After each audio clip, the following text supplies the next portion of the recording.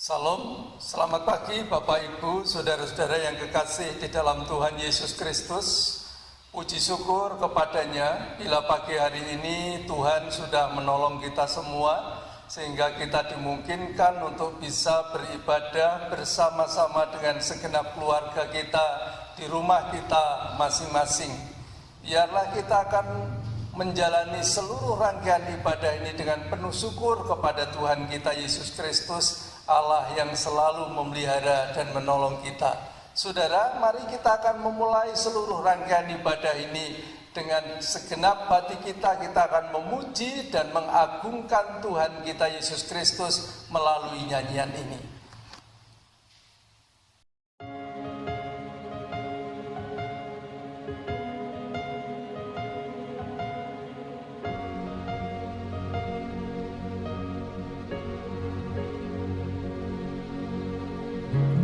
Bapakku datang menyembahmu di sini. Ku percayakan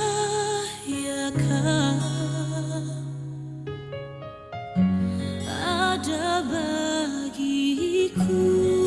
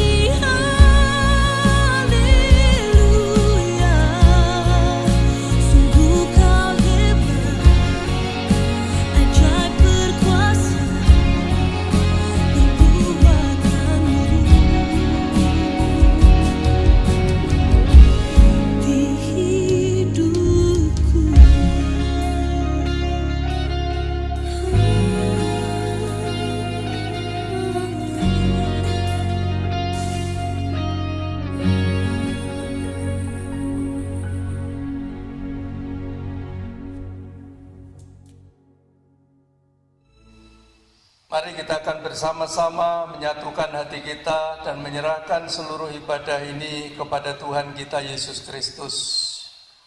Bapa Surgawi, pada pagi hari ini kami datang menghampiri Engkau untuk berterima kasih dan bersyukur kepada Tuhan Allah yang sudah menolong kami dari hari ke hari sehingga kami boleh melewati sepanjang minggu ini dengan selamat. Dan pagi hari ini Tuhan, Kau telah menolong kami untuk kami bisa beribadah bersama-sama dengan keluarga kami masing-masing. Kami berdoa memohon Tuhan akan mempersiapkan hati pikiran kami supaya kami dapat beribadah dengan berkenan kepada Tuhan. Terima kasih ya Tuhan, kami mengucap syukur, kuduskan hidup kami, hati dan pikiran kami agar kami dapat memuliakan Tuhan. Tuhan, kami mau mempercayakan seluruh ibadah pada pagi hari ini dengan memulainya dalam pengakuan bahwa pertolongan kita adalah di dalam nama Tuhan Allah yang telah menciptakan langit dan bumi dan segala isinya, yang di dalam kasih dan kesetiaannya tidak pernah meninggalkan buah perbuatan tangannya kekal selamanya. Kiranya turun atas saudara-saudara sekalian anugerah dan sejahtera di dalam nama Bapa, Putra, dan Roh Kudus. Amin. Mari saudara, kita akan mempersiapkan hati kita untuk kita bersama-sama membaca dan merenungkan firman Tuhan.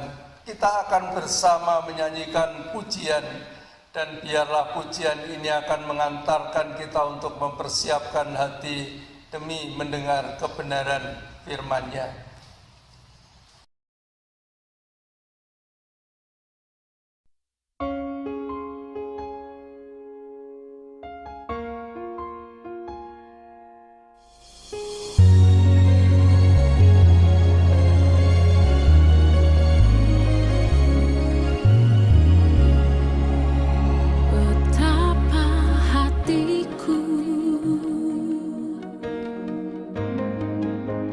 Berterima kasih Yesus, Kau mengasihiku,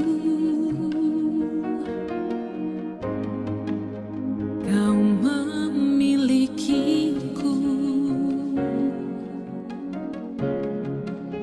Hanya ini Tuhan persembahanku, segenap hidupku, jiwa dan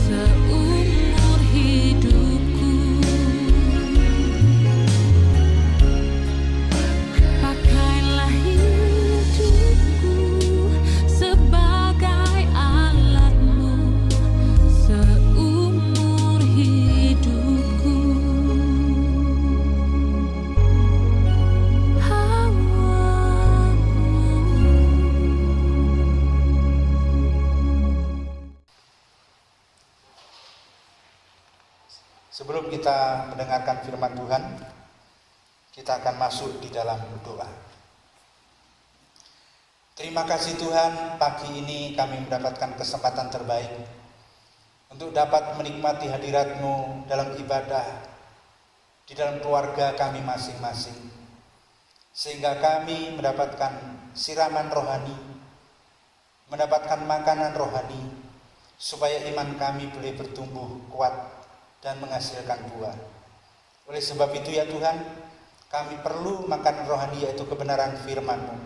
Dan kiranya firman-Mu akan menguatkan, meneguhkan kami, dan sekalipun itu menegur dan mengingatkan kami, itu adalah cara Tuhan yang terbaik untuk membenahi kehidupan kami menjadi anak-anak Tuhan yang setia, yang lebih baik, yang terus mengalami perubahan ke arah Kristus menuju kepada kesempurnaan. Terima kasih Tuhan, oleh sebab itu kiranya firman-Mu akan bekerja di relung hati kami dan pikiran kami, sehingga firman-Mu akan menghasilkan perkataan dan perbuatan yang baik sesuai dengan firman yang kami dengarkan dan kami renungkan. Terima kasih Tuhan, pakai hamba-Mu yang menyampaikannya dan urapi kami semua. Dalam nama Tuhan Yesus kami berdoa. Haleluya. Amin.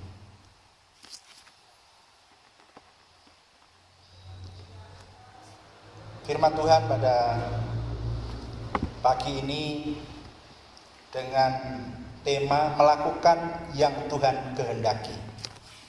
Melakukan yang Tuhan kehendaki.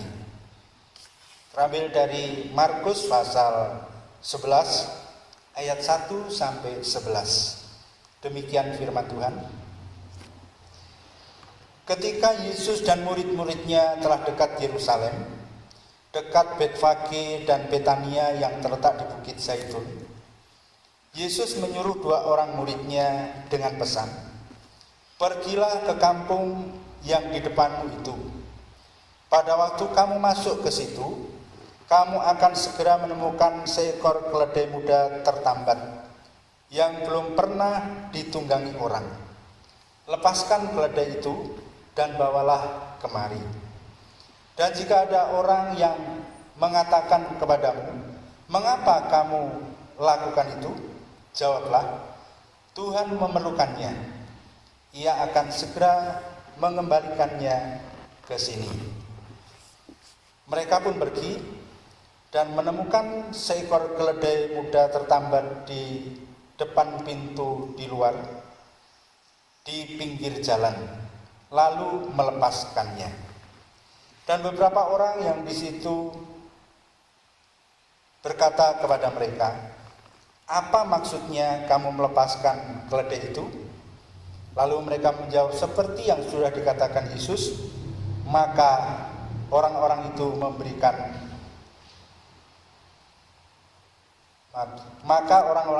membiarkan mereka. Lalu mereka membawa keledai itu kepada Yesus dan mengalasinya dengan pakaian mereka. Kemudian Yesus naik di atasnya. Banyak orang yang mengamparkan pakaiannya di jalan. Ada pula yang menyebarkan ranting-ranting hijau yang mereka ambil dari ladang. Orang-orang yang berjalan di depan dan mereka yang mengikuti dia di belakang berseru, 'Hosana, diberkatilah dia yang datang dalam nama Tuhan. Diberkatilah kerajaan yang datang, kerajaan Bapa kita Daud. Hosana di tempat yang maha tinggi.' Sesampainya di Yerusalem, ia masuk ke bait Allah. Di sana ia meninjau semuanya. Tetapi sebab hari sudah hampir malam, ia keluar ke Betania bersama dengan ke-12 muridnya."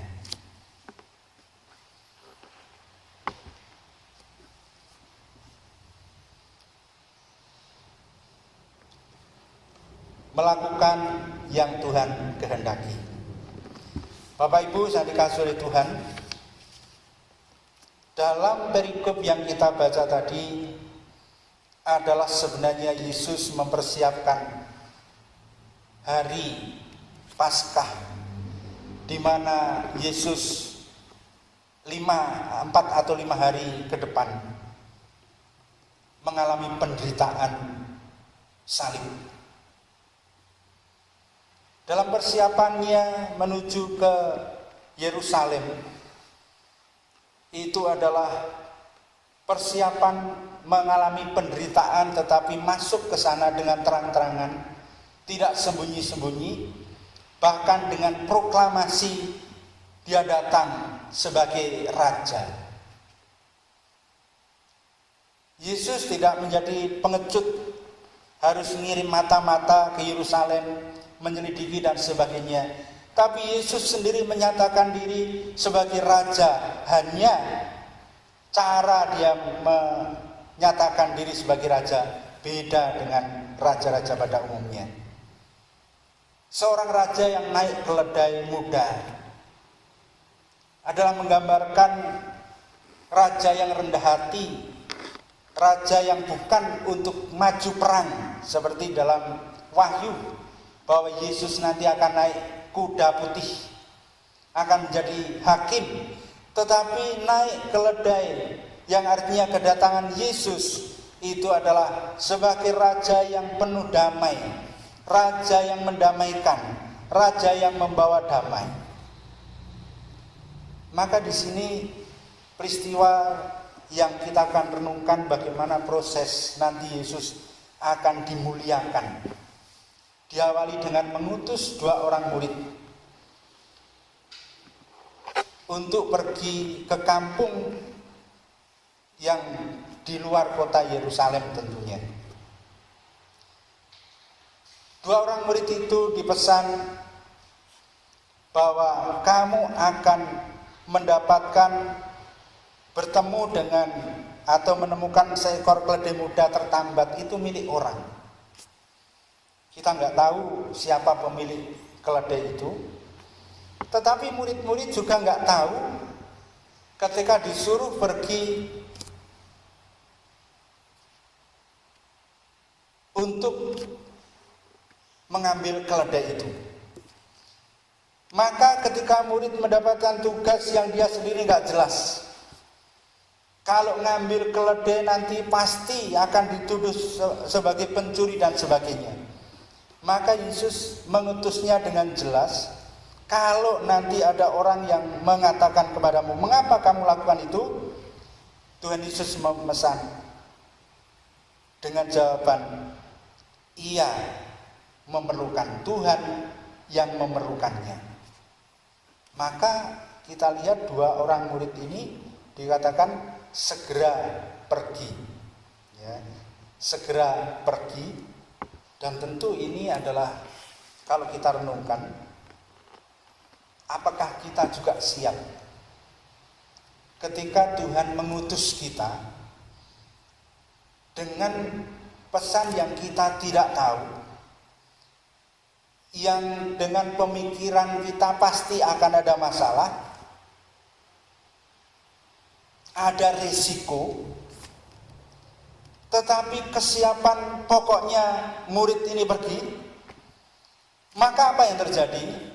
Ketika dia pergi dan menjumpai keledai muda yang tertambat di luar rumah tentunya, dia sudah berpikir begini, Tuhan kita hebat, luar biasa apa yang dikatakan, persis sama, itu baru ketemu dengan keledai. Lalu ketika dia melepaskan keledai itu seperti yang diperintahkan Tuhan, orang juga bertanya, mengapa kamu lakukan itu? Murid-murid menjawab seperti yang diperintahkan Tuhan. Dan orang yang punya keledai itu pun memberikannya, merelakannya untuk keledai itu dibawa kepada Yesus. Maka ketika taat melakukan yang Tuhan kehendaki, orang yang melakukan ini pertama-tama adalah dia sudah kagum dulu, sudah diberkati lebih dahulu. Kalau dia sudah mengalami hal yang luar biasa atas perkataan Tuhan yang penuh kuasa. Masalah-masalah yang mungkin selama ini dipikirkan, wah itu resikonya besar, kita pasti akan dipukuli orang karena dituduh pencuri, itu pun tidak terbukti karena Tuhan yang menghendaki. Tuhan punya rencana yang terbaik.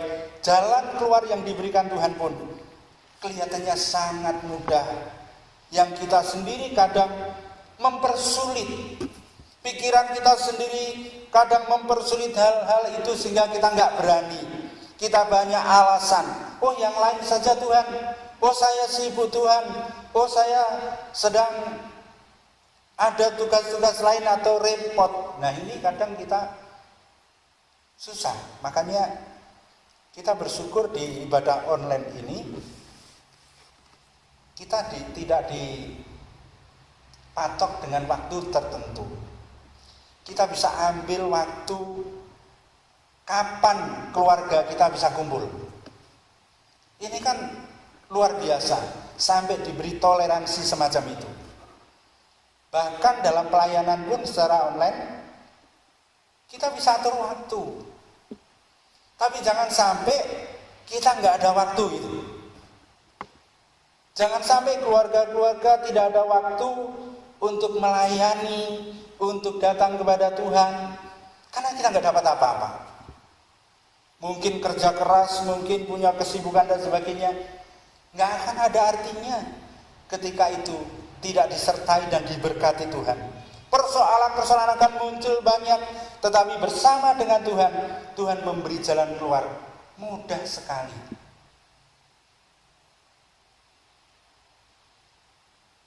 Maka orang yang melakukan perintah Tuhan yang pertama tadi, dia sudah mengalami berkat sendiri.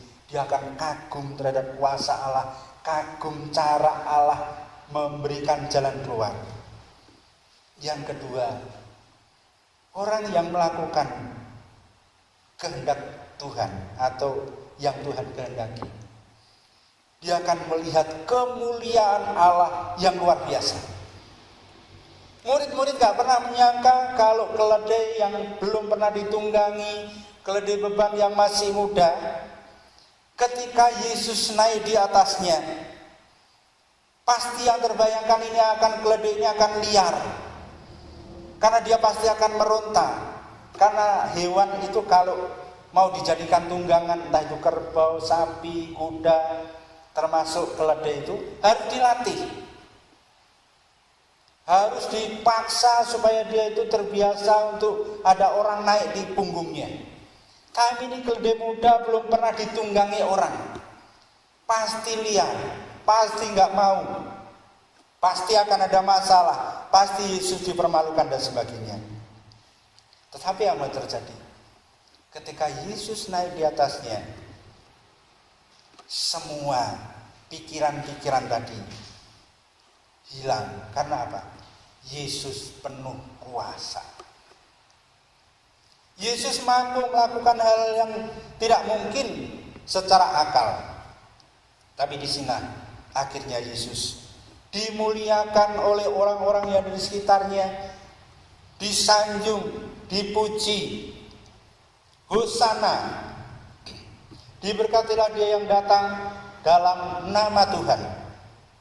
Diberkatilah kerajaan yang datang, kerajaan Bapa kita Daud.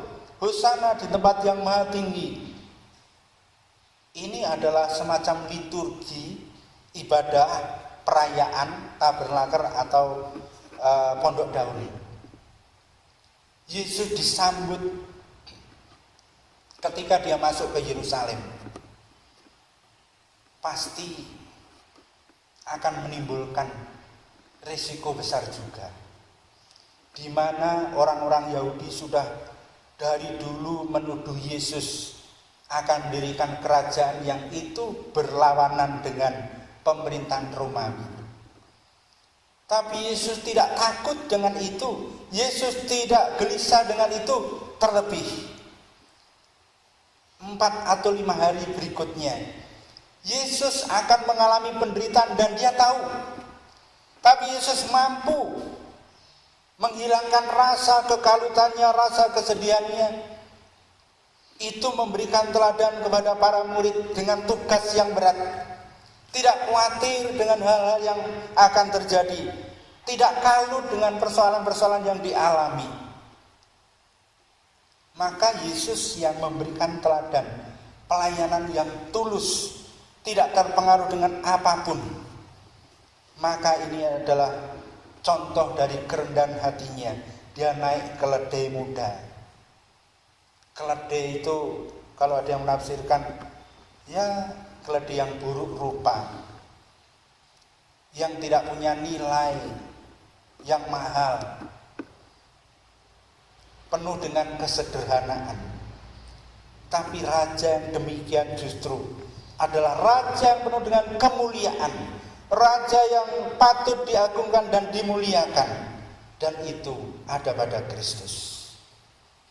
Maka ketika murid-murid tahu tentang kemuliaan yang dialami, maka saya yakin dua orang murid ini ketika dia memuji Hosana, diberkatilah dia yang datang dalam nama Tuhan, mungkin dia yang paling keras nyanyinya, mungkin dia yang paling keras teriaknya, karena sudah mengalami hal-hal yang luar biasa sebelumnya.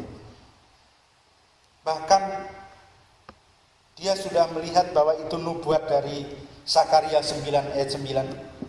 Sakaria 9 ayat 9. Bersorak-soraklah dengan nyaring, hai putri Sion, bersorak-soraklah, hai putri Yerusalem. Lihat, rajamu datang kepadamu, ia adil dan jaya, ia lemah lembut dan mengendarai seekor keledai beban yang muda. Wah, ini kan luar biasa. Nubuat dari Sakaria tergenapi ketika Yesus naik keledai beban yang muda. Maka bersorak-soraklah, hai putri Yerusalem, bersorak-soraklah, hai putri Sion.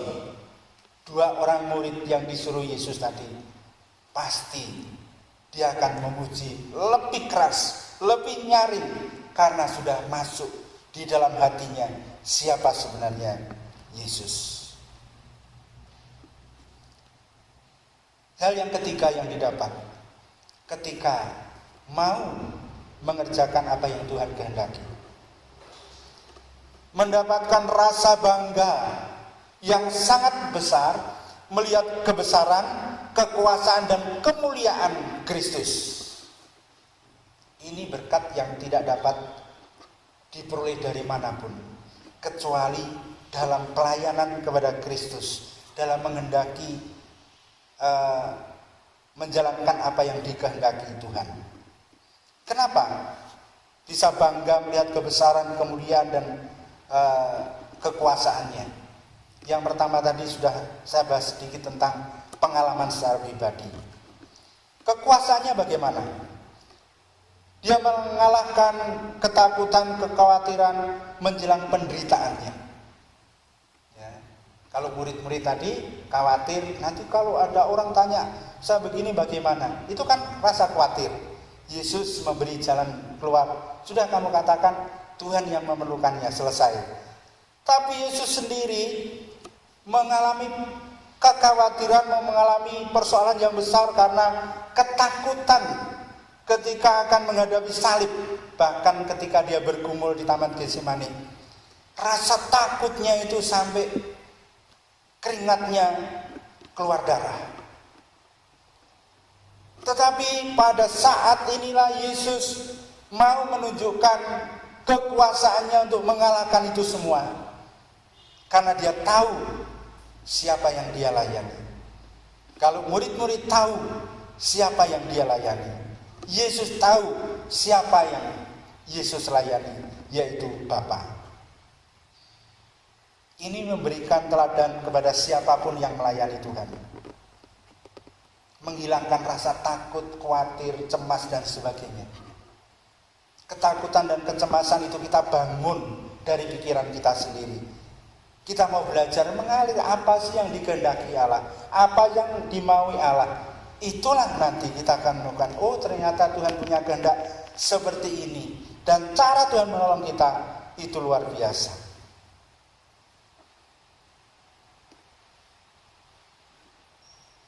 Lalu kita lihat juga kemuliaannya.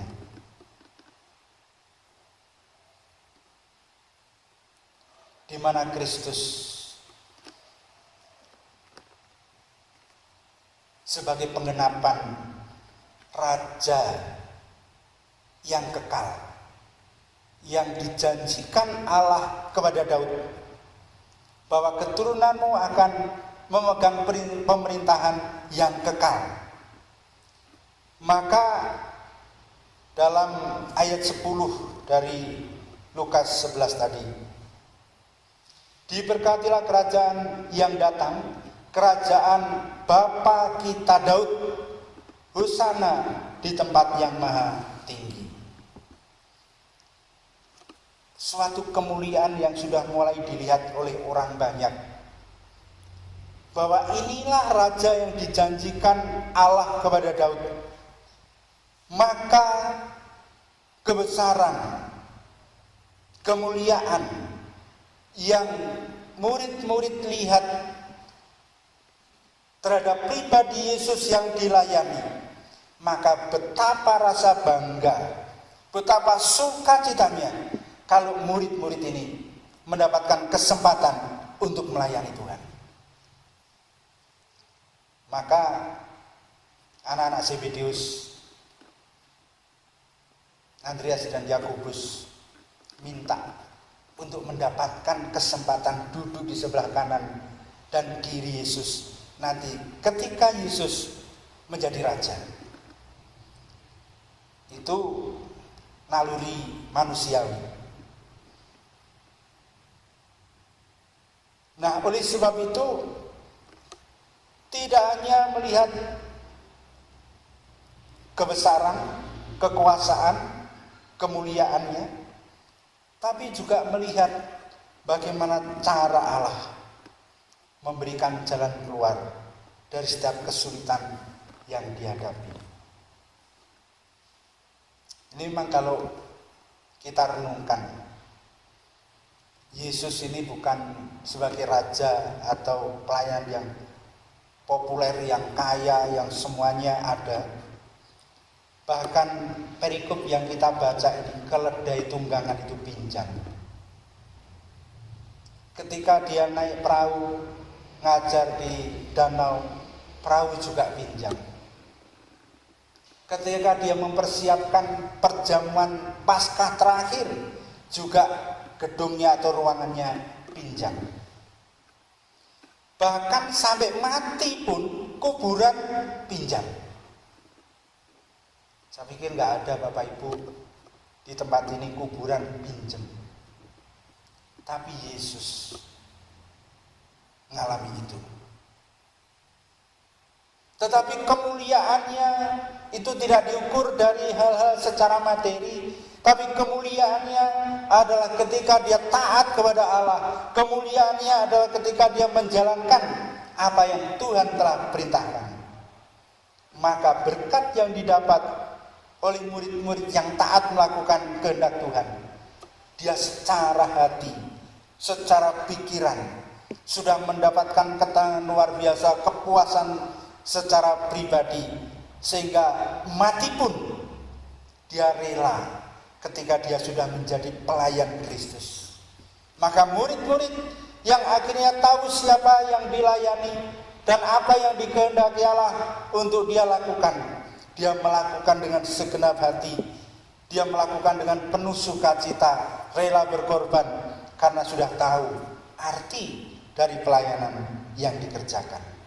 Nah, oleh sebab itu, marilah kita pada saat ini, situasi yang sulit jangan kita jadikan alasan untuk kita tidak melayani Tuhan.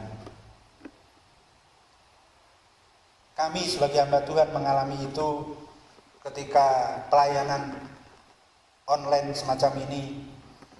Jadwalnya sulit. Banyak orang yang kehilangan kesempatan untuk melayani, sehingga sulit sekali bersepakat bertemu di hari dan jam tertentu. Tapi pada saat ini kita harus sadar bahwa justru ketika kita mampu menyediakan di tengah kesulitan, itulah yang hebat. Ketika kita mampu mengatasi rasa takut, khawatir, cemas, lalu kita bisa melayani, itulah yang hebat. Kalau kita ada banyak waktu, kita nggak ada masalah melayani, siapapun bisa.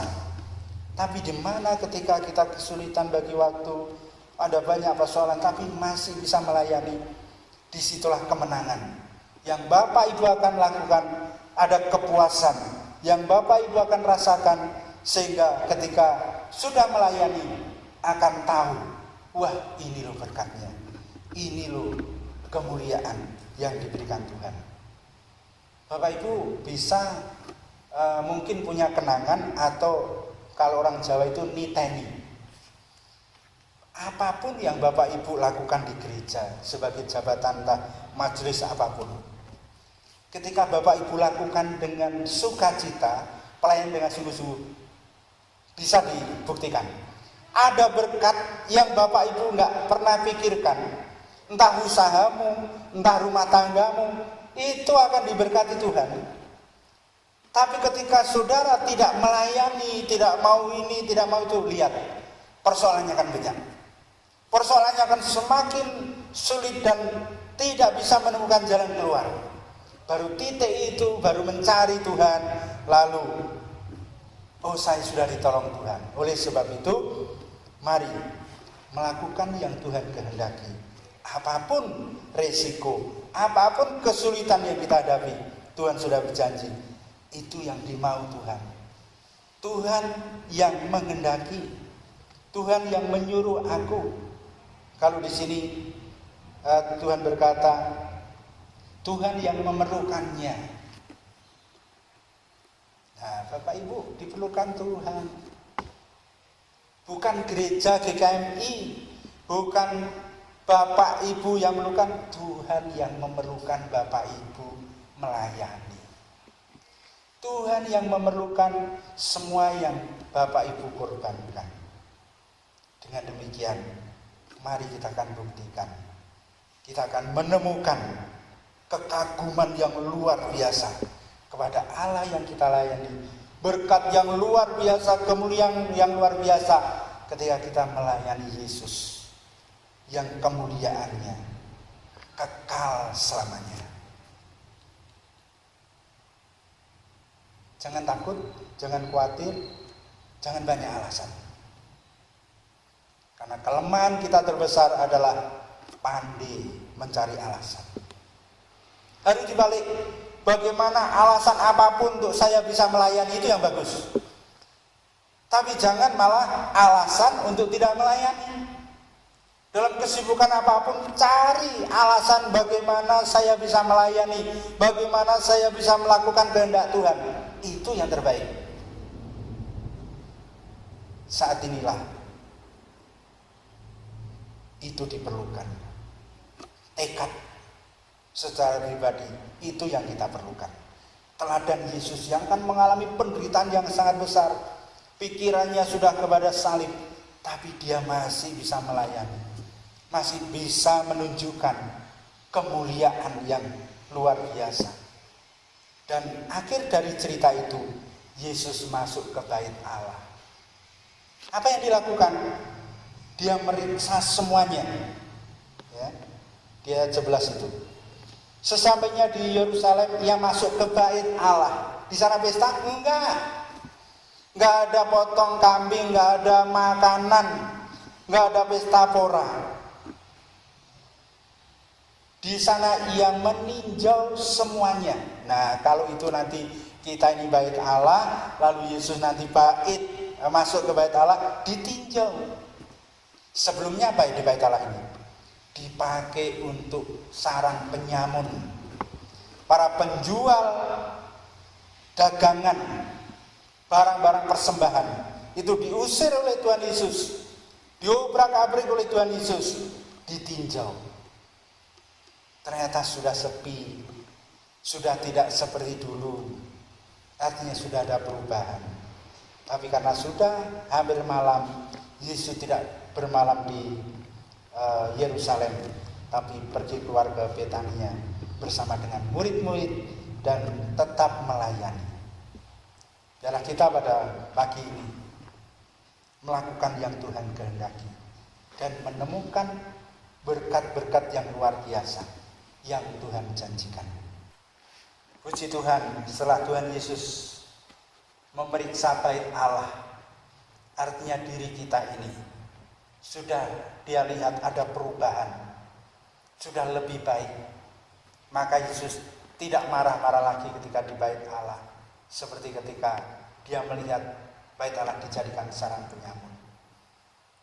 Oleh sebab itu, marilah kita bersama-sama menjadi orang yang bangga melayani Tuhan. Karena di situ Bapak, Ibu, Saudara semua akan melihat kemuliaan yang Tuhan nyatakan, maupun akan melihat berkat pertolongan yang Tuhan telah nyatakan dalam diri kita. Rasa takut, rasa khawatir, cemas dan sebagainya jangan dijadikan alasan untuk tidak melayani Tuhan.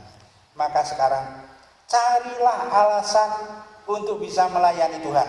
Jangan sampai mencari alasan untuk tidak melayani Tuhan. Maka ketika kita sudah melayani Tuhan di situasi yang sulit sekalipun, justru disitulah kita akan mendapatkan berkat yang luar biasa. Ada kekuatan yang luar biasa, ada kemuliaan yang disediakan Allah bagi kita. Baiklah, kita menjadi pelayan-pelayan yang setia. Kita akan melakukan yang dikehendaki Tuhan, bukan melakukan apa yang aku kehendaki. Amin. Baiklah, kita akan akhiri pada kita. Sebelumnya kita doa terlebih dahulu, doa syafaat untuk gereja dan untuk keluarga, untuk pelayanan Tuhan. Kita berdoa. Terima kasih Tuhan, pagi ini kami telah mendapatkan berkat yang dari Tuhan, di mana Engkau menghendaki supaya kami melakukan apa yang Tuhan perintahkan. Seringkali kami tidak mau melakukannya karena kami menuruti keinginan kami menuruti kekhawatiran dengan segala macam alasan yang kami ungkapkan. Tetapi kami boleh melihat suatu pelajaran yang luar biasa yang dilakukan murid-murid. Walaupun perintah itu kelihatannya gak masuk akal, bahkan kemungkinan akan menimbulkan masalah, tetapi ketaatan itulah yang akhirnya dapat melihat pertolongan Tuhan yang luar biasa, sehingga rasa kagum terhadap Kristus sudah dialami secara pribadi orang-orang yang mau taat melakukan perintahnya. Biarlah kami semua ya Tuhan ajari untuk memiliki hati yang taat seperti murid-murid, sehingga kami akan merasakan berkat dan damai sukacita yang luar biasa. Sehingga kalau itu kami diberi kesempatan memuji, kami memuji dengan penuh sukacita, meluap dari dasar hati karena kami tahu siapa yang kami layani, yaitu Allah di atas segala ilah. Dan kami bangga memiliki Allah di dalam Kristus. Akan memberkati pelayan-pelayan Tuhan, gerejamu ini, supaya mereka siap sedia melakukan apa yang Tuhan kehendaki. Tuhan akan tolong memberi jalan keluar apabila mereka dalam kesulitan. Tuhan juga akan tolong supaya dijauhkan dari pikiran-pikiran yang penuh dengan takut dan khawatir cemas, sehingga tidak dapat melayani dengan sungguh-sungguh. Seperti Yesus teladankan ketika dia akan menghadapi salib, pun masih dapat melayani dengan kerendahan hati, dengan sukacita, bisa menjadi berkat banyak orang, sehingga orang memuji Tuhan dengan luar biasa pula. Terima kasih Tuhan, memberkati seluruh jemaat-Mu yang saat ini, walaupun masih ibadah secara online di keluarga masing-masing. Biarlah ada kemuliaan Allah dalam keluarga masing-masing, ada berkat dan pertolongan dalam pekerjaan, terlebih dalam pelayanan, supaya ketika kami di suatu saat nanti dapat kembali beribadah seperti biasa, kami dapat bertemu satu dengan yang lain, menyaksikan pertolongan-pertolongan Tuhan yang luar biasa di dalam kehidupan kami. Engkau tolong supaya masa pandemi ini tidak terus berkepanjangan. Oleh sebab itu pemerintah yang mengupayakan untuk diadakan vaksin, biarlah semuanya dapat terlaksana dengan baik, sesuai dengan jadwal atau gilirannya, dan benar-benar bangsa kami terbebas dari penyakit menular yang menakutkan ini. Terima kasih Tuhan, Engkau juga memberkati setiap pelayan-pelayan Tuhan yang harus bekerja juga, bertemu banyak orang, juga kami semua yang harus bekerja untuk mencukupi kebutuhan keluarga. Tuhan, Engkau juga akan tolong supaya kami tidak sakit, tidak terjangkit virus yang menakutkan ini, tapi kami tetap dalam lindungan Tuhan, seperti firman Tuhan pada pagi ini. berkat Tuhan luar biasa, pertolongan Tuhan luar biasa. Terima kasih Tuhan memberkati pergumulan gerejamu untuk mencari seorang gembala. Tuhan juga akan menolong supaya gerejamu ada gembala yang menggembalakan setiap kawanan domba untuk dibawa kepada kehidupan yang lebih baik, iman yang bertumbuh dan memuliakan nama Tuhan. Dan sementara belum ada pun, kiranya Tuhan akan memberkati para majelis supaya dapat mengerjakan hal-hal yang Tuhan kehendaki dengan baik. Terima kasih Tuhan, berkat atas kami semua, dan sekalipun kami akan akhiri ibadah kami, bukan berarti kami meninggalkan hadirat-Mu, tapi kami tetap memuji dan memuliakan Tuhan dan merasakan kehadiran-Mu dalam setiap kehidupan kami. Di dalam nama Tuhan Yesus, kami sudah berdoa dan ucap syukur. Haleluya. Amin.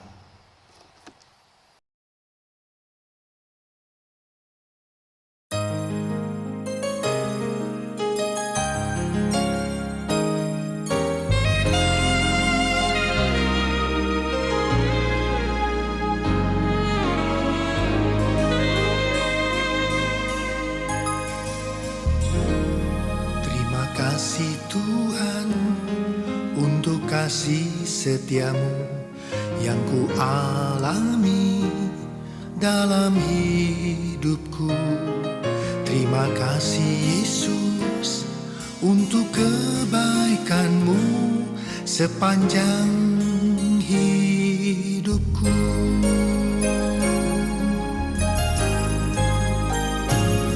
Terima kasih Tuhan untuk kasih setiamu yang ku alami dalam hidupku.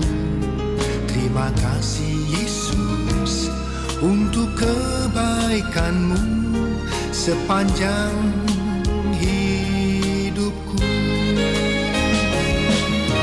Terima kasih Yesusku buat anugerah yang Kau beri. Sebab hari ini Tuhan adakan syukur bagi-Mu. Terima kasih Yesusku buat anugerah yang Kau beri. Sebab hari ini Tuhan adakan syukur bagi-Mu.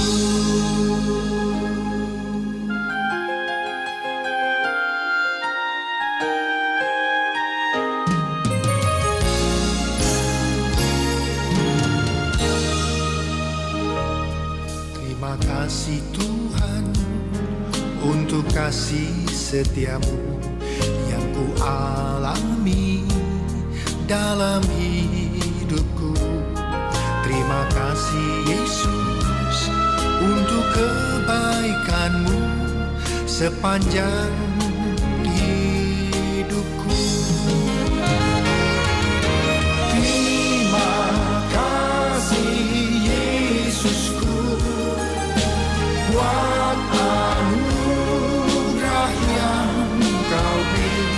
Sebab hari ini Tuhan adakan syukur bagi-Mu. Terima kasih Yesusku buat anugerah yang Kau beri. Sebab hari ini Tuhan adakan syukur bagi-Mu. Sebab hari ini Tuhan adakan syukur bagi-Mu.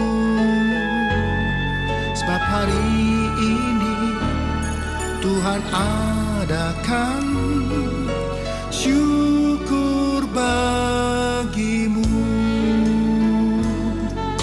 Syukur bagi-Mu. Syukur bagi-Mu.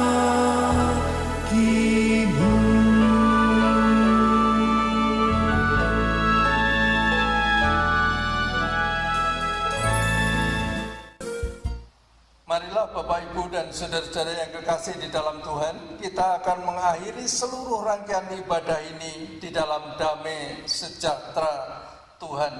Dan kini terimalah berkat-Nya. Tuhan memberkati engkau dan melindungi engkau. Tuhan menyinari engkau dengan wajah-Nya dan memberi engkau kasih karunia. Tuhan menghadapkan wajah-Nya kepadamu dan memberi engkau damai sejahtera dari sekarang ini sampai selama-lamanya. Amin. Puji syukur kepada Tuhan, Bapak Ibu, saudara-saudara yang kekasih di dalam Tuhan. Minggu ini kita sudah memasuki minggu ketiga masa Prapaskah. Biarlah kita sekalian akan terus merenungkan akan kasih dan kemurahan Tuhan yang telah mengorbankan seluruh hidupnya untuk menyelamatkan kita. Kita akan senantiasa hidup saling menguatkan satu dengan yang lain supaya dalam situasi yang tidak mudah ini kita akan tetap setia dalam melaksanakan kehendak Allah di dalam kehidupan kita. Biarlah kita akan terus mensyukuri akan kasih-Nya dalam hidup kita. Saudara, manfaatkan waktu dan kesempatan untuk kita saling menasihati, saling menguatkan, saling menghibur, supaya kita semua terus setia sampai selama-lamanya. Terima kasih Bapak Ibu, selamat pagi, Tuhan memberkati kita bersama. Amin.